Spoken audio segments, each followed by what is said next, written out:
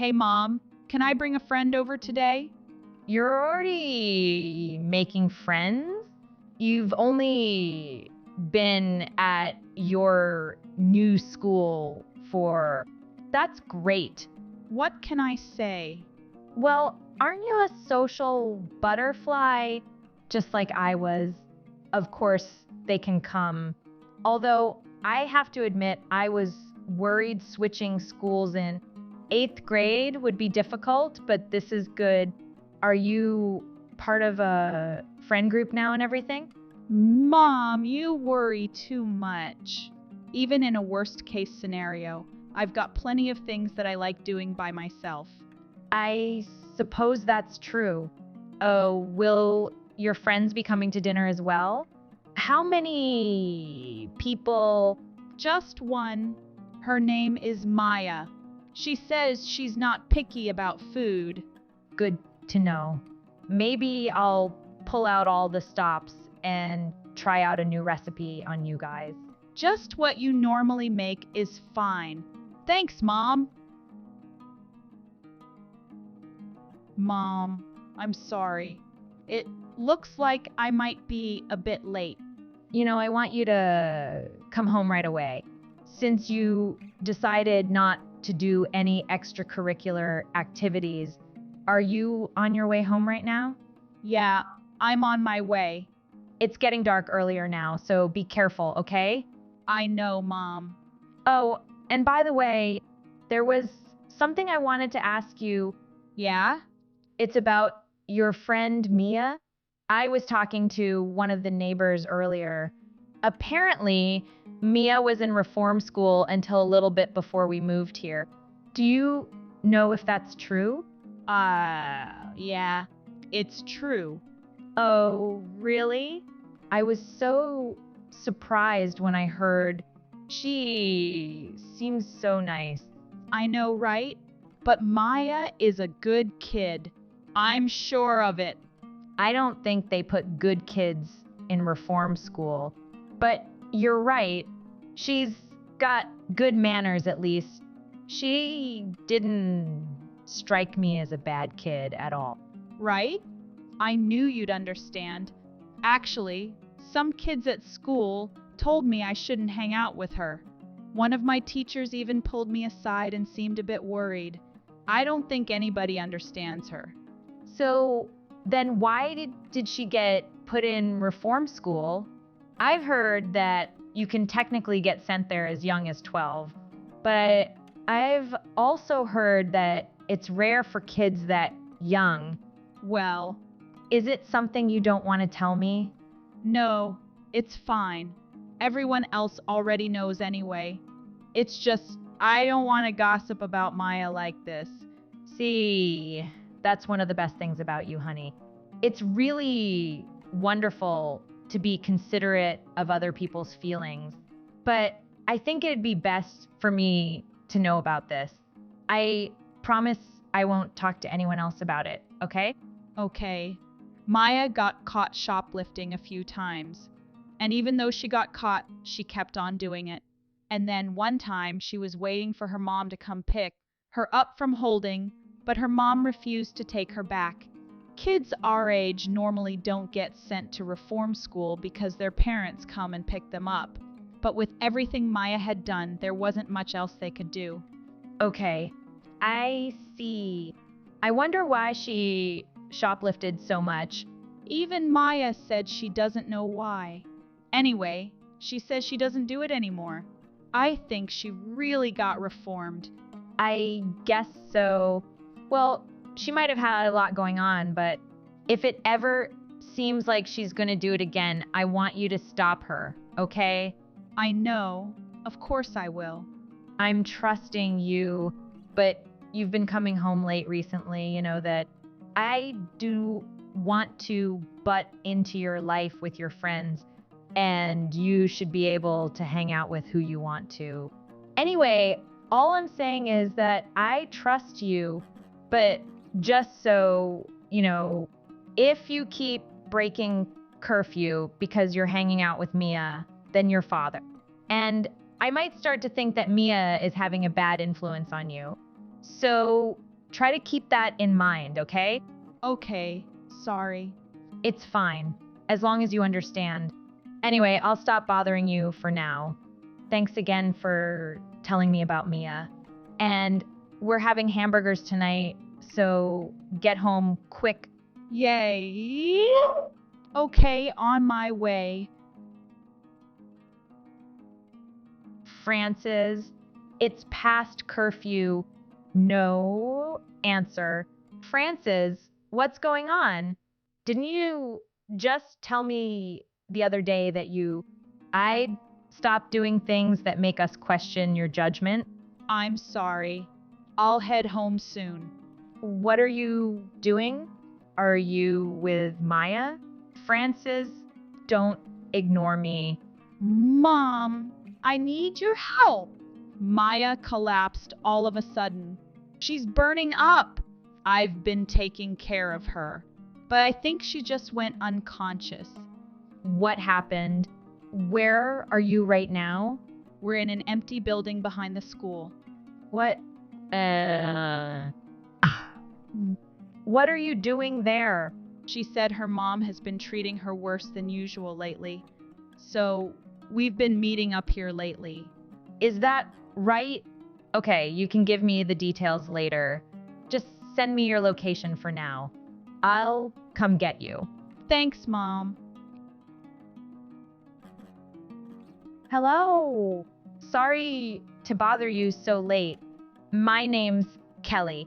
I'm not sure if I have the right number. Is this Mia's mother, Catherine? There's something I need to tell you about Maya. Yeah, this is Catherine. What is it? What's she done this time? Thank you for responding. It seems my daughter Frances and Mia have become really close recently. I'm sorry it took me so long to introduce myself. Oh, I don't see any reason you should need to introduce yourself. So, what is it that you want to tell me? Is that it? I've taken your daughter to the hospital. She had really high fever and passed out. She took some medicine and now she's relaxed and sleeping well. So, what? You trying to ask me to pay the hospital bill or something? You were the one that decided to take her to the hospital all on your own, right? I'm not paying you a single penny. No, that's not it. I called you because I wanted to ask if Mia can stay at our place tonight so that she can get a good night's rest. Go ahead, by all means. I can't believe people these days sticking their noses in other people's business like this. Since you decided to take care of her without asking, then do whatever you want. But I tell you, if you come here asking me to give you money for all this, we've got no money to be wasting on stuff like this over here. Oh, I'm well aware of that. Huh? I've heard all about your situation from your daughter. You guys are on welfare, aren't you? Yeah. What about it? Are you trying to say I should have money because the government helps us out? No, not at all. But if you're on welfare, then you don't have to pay medical fees, right? So why wouldn't you take Maya to the hospital? You know what? Since you have no idea what you're talking about, I'll fill you in. You have to go to the welfare office to get free hospital care. There's a lot of steps to it. If that's all it is, then you should do it, shouldn't you? What the hell? I'm in so much pain every day that I can barely work. I don't know where you get off saying something like that. I'm sorry about that. But it's not just that. From what I understand, you're not feeding her regularly either. So I hear she's gotten in trouble for shoplifting quite a few times. Why is that? I wonder. You don't even have enough money to buy food? She has school lunches. Why do you think I send her to school for? She's in middle school. She can't live off of just school lunch, especially not at her age. And what about weekends and holidays when she isn't in school? How can you be so cruel to your own daughter? Will you stop telling me how to take care of my own child? Are you out of your mind? I want to be able to eat what everyone else is eating too, but I push through it somehow. We're not as rich as you, so don't go judging us by your white-collar standards. From what I hear, welfare provides more than enough money to live off of. Case in point, I hear you order DoorDash all the time. Are you eating all that takeout all by yourself without giving any to your daughter? If you use that money to cook at home, then she would have more than enough to eat. Who do you think you are? What are you? My caseworker or something? No, you're just my daughter's friend's nosy mother, so get off my back. If you're so worried about Maya, then why don't you take care of her? Can I? Do whatever you feel like. God knows that I won't miss her.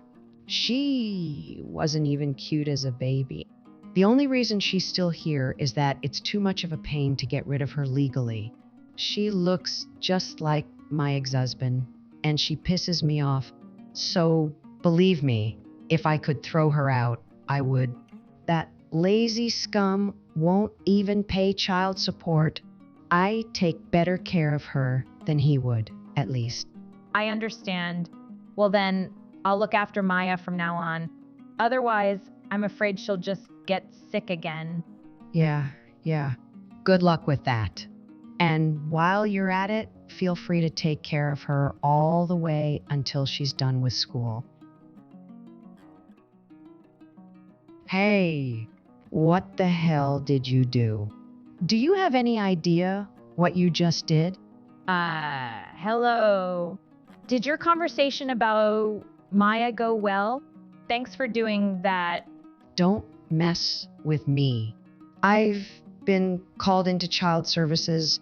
They said I don't take care of my kid properly. It was you, wasn't it? You put her up to it. I was the one who suggested it, but Maya was the one who decided to go. She's a responsible young girl. She can make her own choices. Anyway, we told them about all the things you've done to her up until now.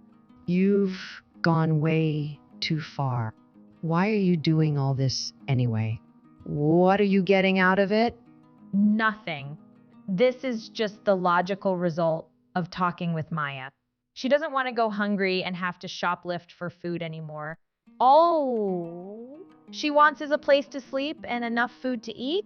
This is what she has to do to get that. She's gonna be in high school in less than a year. Just a few more years until she's 16. And she can get a job. I was counting on that extra money coming in. Now, what am I supposed to do? Are you saying you were going to make her drop out of school and work? She has to pay me back for giving her a place to stay all these years, doesn't she?